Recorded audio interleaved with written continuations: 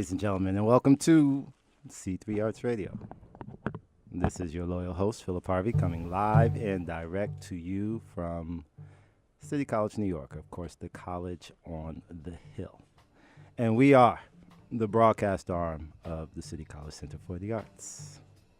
And we come to you every Tuesday from 5 to 6 p.m. right here at WHCR 90.3 FM. And you can also find us online. You can live stream us at WHCR.org and listen to us on online radio, tunein.com. That's WHCR-FM. And we want to welcome you to another Tuesday. Yeah, this is our time, ladies and gentlemen. That means it's time for all the information, the people, the personalities of the cultural arts world, both locally, nationally, and internationally. But as I always say that, but I have to make sure that it's understood that we always come right here from the heart of Harlem. And I have with me today my partner in crime here, Mr. Winston Brewington. How are you today, Winston? I'm doing great. Good, man. I know there's a lot going on, but it's good to see you. Good to see you, man. Good to see you. And, we have another fantastic show lined up for you today. And, I say that almost every week. I haven't said it lately, but that doesn't mean it's not true. Whether I say it or not, right? Okay? But I do like to say it because we do think it's true. So, anyway, before we get into what we're going to get down with today, as a matter of fact, because we have a very, very special guest today. We're very honored by our guests today, honored by all the guests, but there are some with a certain historical resonance that make it very important. But before we get into all that, we have to make sure that you know what is happening here at City College and also on the stages of Aaron Davis Hall and what's happening in the other areas of cultural arts that we have here on the campus of City College, New York. So let's get off to it. Now, we've been talking about this for a couple of weeks. Well, on Thursday this week, October 19th at 7 p.m., right here at Aaron Davis Hall, we have Gallant Style. It is the newest contribution in our ongoing partnership with the Association of Dominican Classical Artists. And this features violist Amber Archibald and flutist Victor Hernandez. Okay. Now, if you are familiar with the association that we have with the association, right? ADCA, as we sometimes call them, Association of Dominican Classical Artists, then you know that this is highly fruitful, very entertaining, and culturally informative. You leave seriously informed in many different ways when you check out one of our joint performances. And this one is no different. Again, it's called Gallant Style, and it's happening this Thursday, October 19th, right here at Aaron Davis Hall. You can get more information, adca.nyc. That's the association's website. You can also go to citycollegecenterforthearts.org, which is, of course, our website. All right. Now, the next day, Petite Afrique is going to have its annual performance, and we'll get into that in a little bit. So we're going to get into some music a little early today before we get into really giving you what's happening here at City College, because we have so much going on. All right, so we'll be right back in a moment. C3 Arts Radio.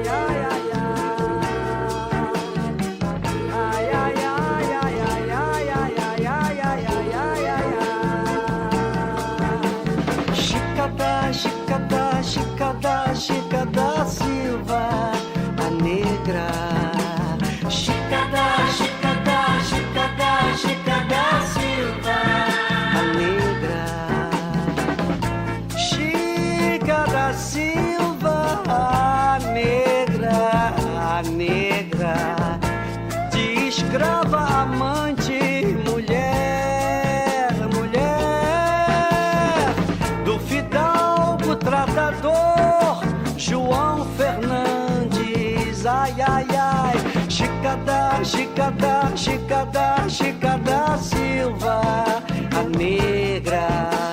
Chicada, Chicada, Chicada, Chicada Silva, a negra.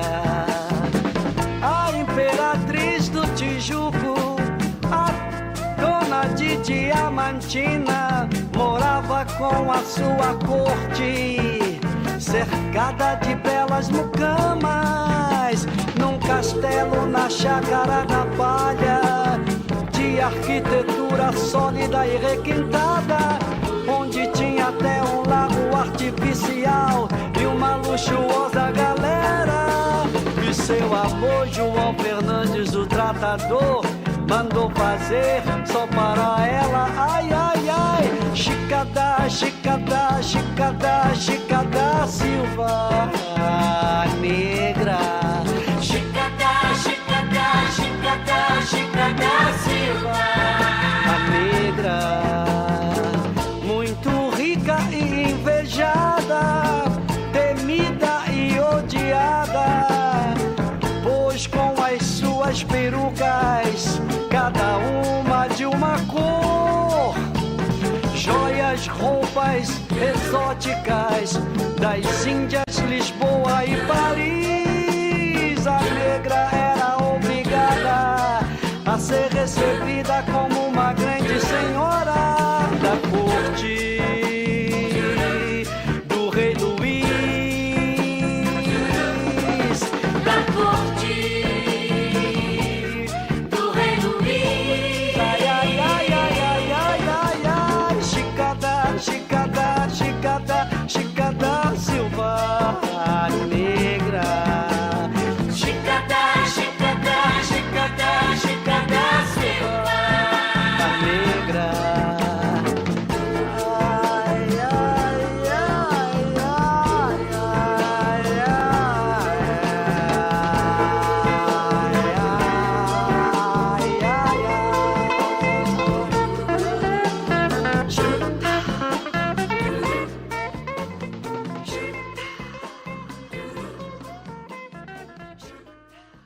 C3Arts Radio, and we are back, ladies and gentlemen. We are always back right here every Tuesday, 5 to 6 p.m., WHCR 90.3 FM.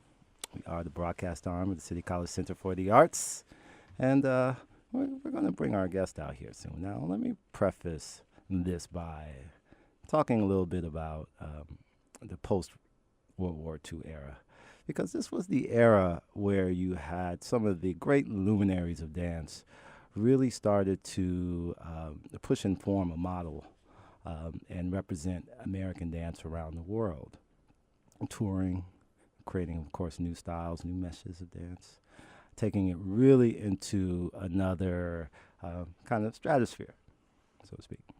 Kind of overused word stratosphere, but you get the point. So oftentimes when we talk about this area, we talk about the Martha Grahams, we talk about the Kathleen Dunhams, even Alvin Ailey. But one name that we must make certain to always include in this lexicon is, of course, José Limón, who started the José Limón Dance Company way back in 1946. Now, you think about this. In 1946, José Limón was born in Mexico, came to the States at an early age, moved to New York right around maybe about late 1920s. And from there, he forged a company which has gone on to inaugurate the U.S. State Department's International Exchange Program with their tour to South America in 1954. It was the first company to perform at Lincoln Center and Philharmonic Hall, 1963. And in 2000, Limón was named one of America's irreplaceable dance treasures by the Dance Heritage Coalition. And that's just the tip of the iceberg of what the contributions have been. So today we are more than excited and happy to talk about and discuss the José Limón Dance Foundation. and their upcoming performance at Aaron Davis Hall. You guessed it, coming up October 24th, 7 p.m., Aaron Davis Hall. And to help us have this conversation, we are very honored to have the executive director of the José Limón Dance Foundation, Mr. Juan José Escalante, here with us today. Hello, Juan José. How are you today? I'm good. Thank you so much for having me. Absolutely, absolutely. Thank you for joining us. This is quite an honor for us, I must say. Thank you. Absolutely, absolutely. Now, Juan José, first of all, we're very honored and excited to have the Limón Dance Company perform at Aaron Davis Hall. But I was getting into it a little bit there in my intro there, but I do want to talk a little bit about the rich, absolutely artistic legacy of José Limón and the company as it's forged ahead. I believe Limón unfortunately passed away maybe in the late 60s. And even since that time period, there has been phenomenal growth in the company. So I'd like to kind of get into that just a little bit if we can. Sure. Now, José Limón, his first major choreographic work was Danzas Mexicanas. Is that correct? That's correct. So he was a college student at this time. Well, he was a fascinating individual. I mean, he was very artistic. Mm-hmm. He started as a visual artist, actually, as a painter. Right, yeah. And he didn't discover dance until he was into his 20s. Visited New York for the first time and saw the first performance. And really got hooked, and he wanted to do that for the rest of his life. And created this beautiful company in 1946, which we're now into our 71st anniversary. 71st anniversary, fantastic. And he was an instrumental part of what we know as American modern dance. Absolutely. Something that is really ours. Mm-hmm. Absolutely, absolutely. And it's interesting when you think about it because he was the term patriot has been thrown around a lot lately. But we think of someone like José Limón in terms of his contributions because he also served in the Army as well. That's right. Yeah. Right. So he was a soldier as well. Yeah, very recently, the Waterwell Company is a theater company. They found the script for 4 plays that were done in the Army in 1944. Mm-hmm. And in the script, they found musical numbers that were choreographed by Private José Limón. Wow. So they came to us doing the research, and it was fascinating to us because our story really begins in 1946. Mm-hmm. So this happened before that time. Right. And we collaborated with them, and we did some beautiful performances on the Intrepid here in New York City, because actually that carrier was built in the 40s as well. Right. You know, and so it was really fascinating getting into that part of the history. Uh-huh. The amount of work that he created with a lot of musicians and people that went on to compose for Broadway and receive Oscars and Tonys and all those things. There was a group of very creative individuals that served in a unit called the special unit. Wow. Somebody realized their talent, and instead of giving them a rifle, they put them into good use. Things like that. That's fantastic, actually. It's always interesting when you see a luminary like José Limón. All the people who kind of are in their orbit, but then all the people who are actually there helping construct, this kind of legacy. And I know his wife Pauline Lawrence had a great deal to do with the kind of the success, the propulsion of his career. Absolutely, as you might say. absolutely. Yeah. She served as the unofficial company manager, administrator. She designed costumes. I mean, they had a very creative team, that allowed him to really put together some amazing pieces. And throughout his artistic career, he created anywhere between 80 and 100 different pieces. A lot of it was done for students because he was one of the people that started the dance department at Juilliard. Yes. So he worked a lot with the students. But as a choreographer, he took his time. There were some pieces that we have that took him a year to put together. And thank God for that, because, they're still relevant today. Yeah. They're, very much part of our history, but they're part of our present as well. Right, yeah. I recently read a kind of description of his debut performance at the Belasco Theater. And I know the New York Times gave it rave reviews, and they even called Jose the finest male dancer of his time. And such, and this was, and I believe this was a couple of years before he created Moore's Pavane. Moore's Pavane, yes. Moore's Pavane, excuse me. And which is, would you say that's his signature piece? I'm not quite sure what the value of saying something is someone's signature piece, but well, it's definitely one of the most recognized. Yeah, absolutely. And under the label of signature pieces. Obviously, when you look at Ailey, people think of Revelations, and that's one piece that gets performed a lot. But obviously, Alvin Ellie choreographed tons of pieces. Yeah, that are amazing. Yeah. With Jose, the Moore's Pavane is the one piece that people recognize the most, because it's a piece that has been done by a lot of ballet companies as well, not just modern dance companies. Yeah. And that is a very fascinating process for a ballet company being able to do that. Yeah, absolutely. And I think it's very interesting, like, because maybe a little later after this time, Jose Limón becomes a kind of cultural ambassador for the United States. I always wonder, there are rich stories from when the United States turns to its people of color to kind of spread culture around the world, or during the Cold War and such. And Jose Limón inaugurates the portion of the program that goes down to South America. Does this really impact what he sees when he comes back, and in his terms of where especially in his position as kind of spearheading and leading this kind of new concept of American dance, essentially, at that time? He starts to kind of formulate even a stronger vision, I see. Is that what sooner or later starts to lead to him moving more toward a repertory company? Well, it's interesting that when he created the company in 1946, it was always a repertory company. He has Doris Humphrey, who was his mentor, to be the artistic director of his company. So it was, they were doing her pieces, they were doing his pieces. It wasn't just the Limón show. It wasn't just the Limón pieces that they performed. Right. So it has always been a repertory company for 71 years.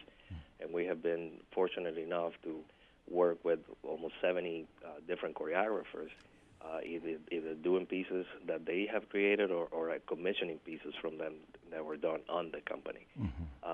But to your point, I always find it fascinating that in 1944 he was choreographing pieces for musicals in the Army, and 11 years later, in 1955, he was asked to be the cultural ambassador for the United States. Yeah. When the State Department started the cultural diplomacy program. Yes. And that was the first company that went out,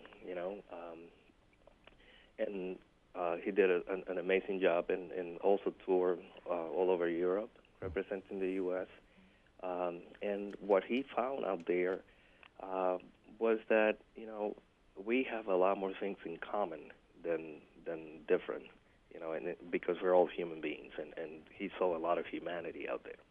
And, his work tends to be labeled very humanistic, and that's because of those experiences that he had, and everybody can relate to them, and he always also made sure that his company was identified as an American modern dance company, even though he had his name after the death of the founder. Yeah. Because up until that point, no company had ever done that, And if you think about it, from 46 to 72, and from 72 to 2017, we have been without Jose a lot more years than when we were with him. Right, which is so impressive. As you say, this kind of he established something which was was going to outlive him so far and grow to such an extent. Right. Yeah. Exactly. Absolutely. And it's a powerful thing. Say, for example, when the José Limón Dance Foundation gets awarded the National Medal of the Arts.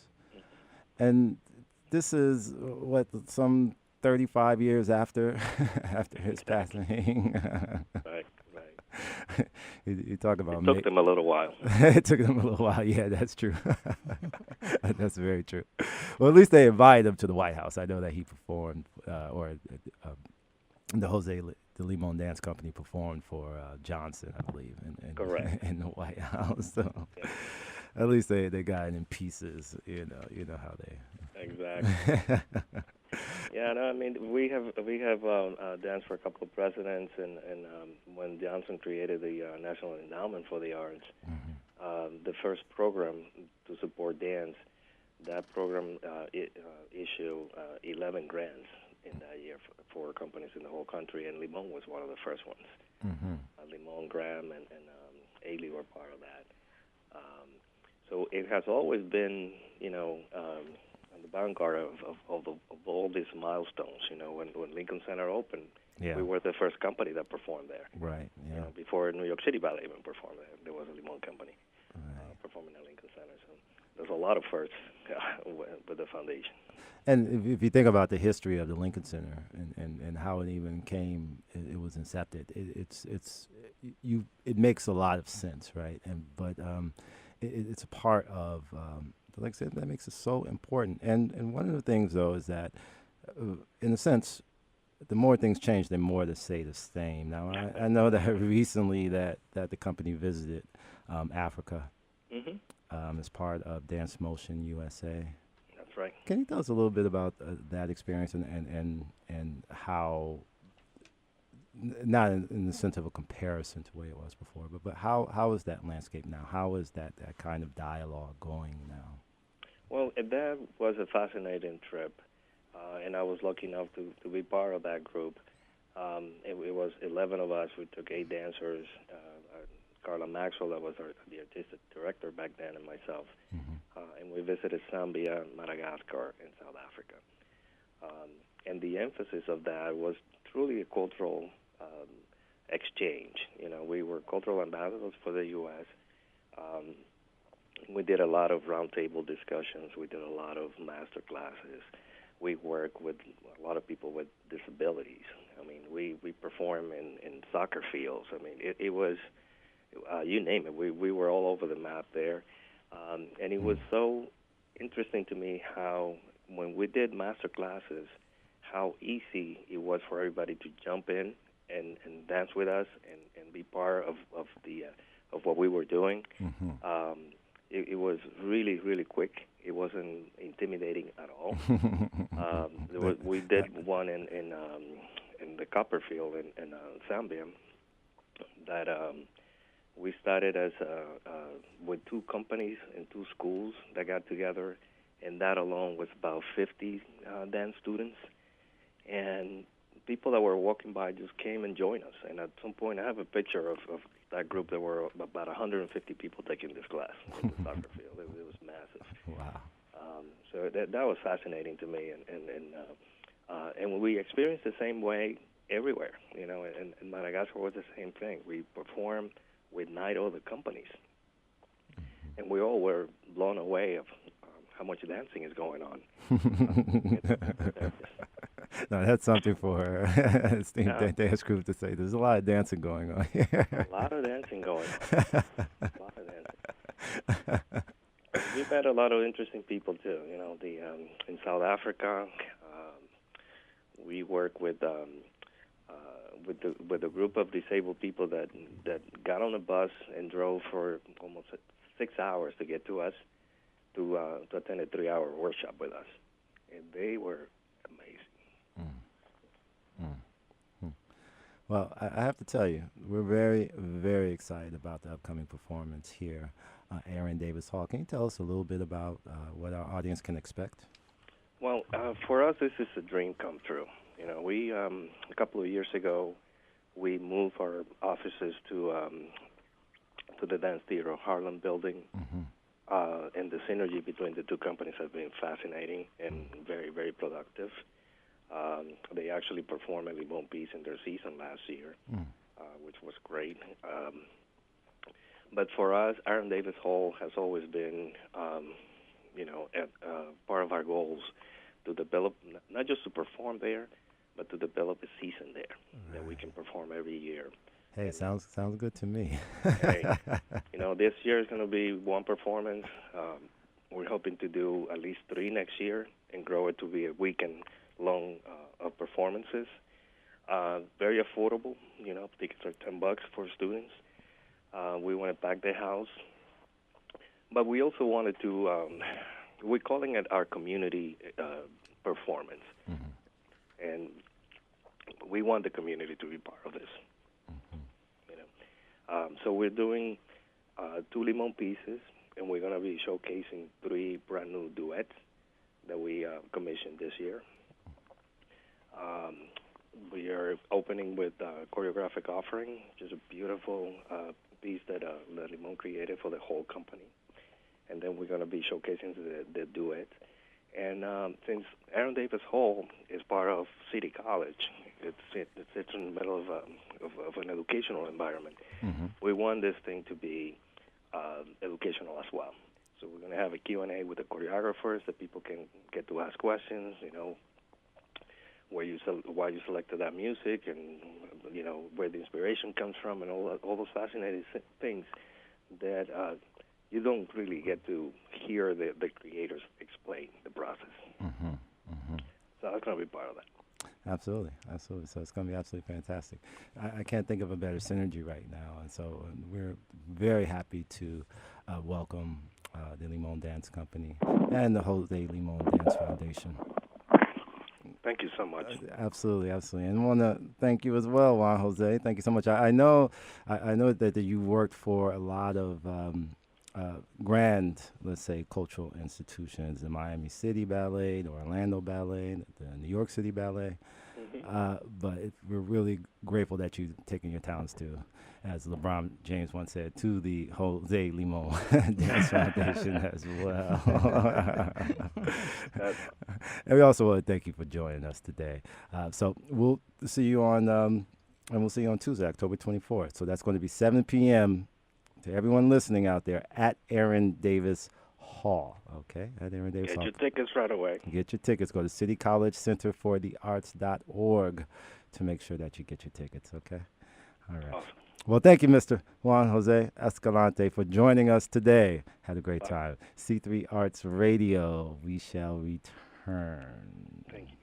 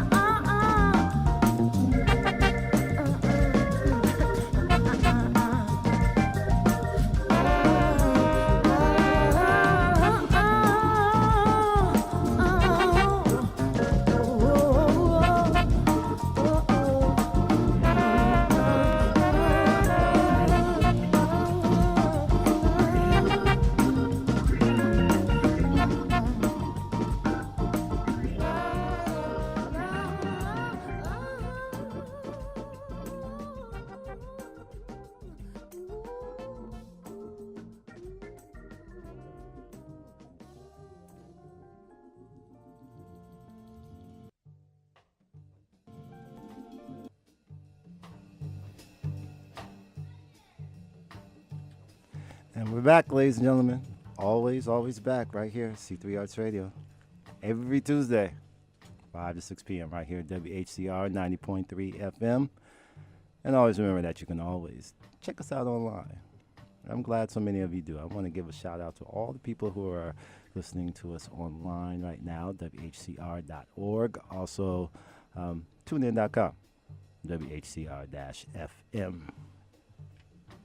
And the party doesn't stop here. It just continues. It just goes on and on and on and on. You can check us out online. Interact with us via social media. We're looking for you. Looking out there, looking for you guys, especially on Instagram. We need some more Instagram followers. I'm telling you, we got a great experience going there. Also on Twitter. So both of those, you can go to @C3Arts Radio. Get that tweet. It kills me. So @C3Arts Radio. Also on Facebook, C3 Arts Radio. And of course, our website, c3artsradio.com. It's the most beautiful website in the world. You got to check it out. And when you're on there, take a look around. Take a look at some of the past people and personalities we've had on C3 Arts Radio. We're quite proud of the track record we're building here and also the archive we're building here. We're really getting you a great cross-section of people who are really involved in the production of cultural arts work here at C3 Arts Radio. That's what we're all about. And we want to give another thanks to Mr. Juan Jose Escalante, the Executive Director of the José Limón Dance Foundation. Right? Got a chance to talk about something very important for you to make sure that you are attending. Of course, what I'm talking about is the Limón Dance Company at Aaron Davis Hall, Tuesday, October 24th. 7 p.m. So make sure you get your tickets. You can go to citycollegecenterforthearts.org. You can also go to limon.org. That's LIMON.org. And we want to give another thanks to Juan Jose Escalante. Now, I knew, Winston, that you were going to like that Kamasi Washington song. I dug it up just for you, man. Just for you. Thank you. Thank you for thinking of me. No worries.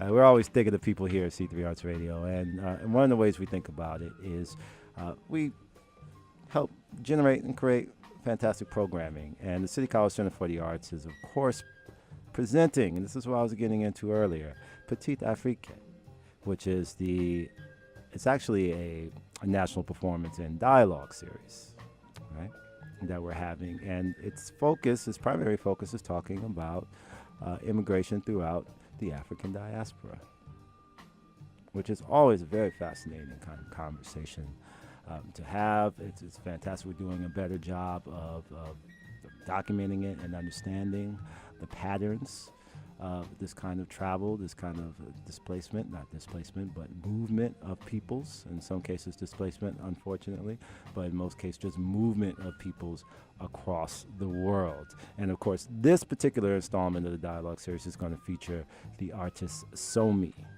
And if that doesn't get you excited, maybe you're not quite sure who Somi is. She is truly one of our great artists that we have who really appeals on a global level. She's going to be right here, Aaron Davis Hall.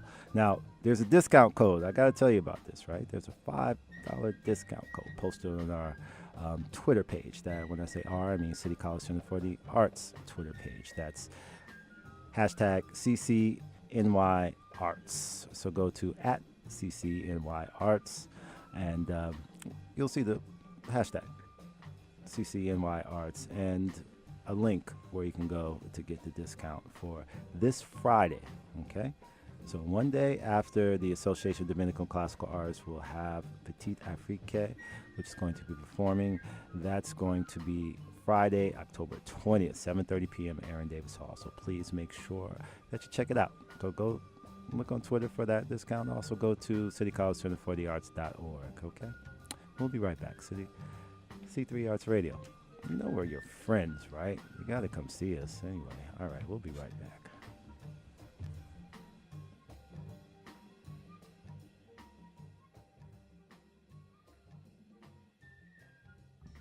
C3 Arts Radio. Guess what, ladies and gentlemen? We are back. Of course, we are always back right here, WHCR 90.3 FM. and also WHCR.org and tunein.com/HCR-FM. Now, before we get out of here, ladies and gentlemen, now we've been somewhat documenting here the issues and problems with, well, we've been hunkering down is what I really want to say, right, for the onslaught that we knew was coming. As soon as the Trump administration took office, we knew there was going to be an assault on the arts, and also a assault on cultural exchange, right, in general. Now, this has been going on mostly outside of the purview of many people who are paying attention. But that's one of the things that we want to do here at C3Arts Radio is make sure that you have certain information. Now, what we are talking about is the decision to withdraw from UNESCO. That's UNESCO. It's one of the great bodies, world global bodies that keeps us together in terms of providing platforms for cultural exchange. Now, most of the countries that are in UNESCO, of course, are in it not only to get something out of it, but to put something in. Now, the United States, of course, under Donald Trump, has withdrawn from UNESCO. Now, this has caused quite a bit of upset in the arts and culture world, as you might expect. Now, we have a very interesting statement here from Daniel Weiss. Now, he is the president and CEO of the Metropolitan Museum. Now, I'm not going to go through and read all of this, but I do want to read this last part, and then I'm going to shoot it over to my partner in crime here, Winston, to take us out of here. But I do want to say this. So this is the last part of Weiss's statement. It says, although UNESCO may be an imperfect organization, it has been an important leader and steadfast partner in this crucial work.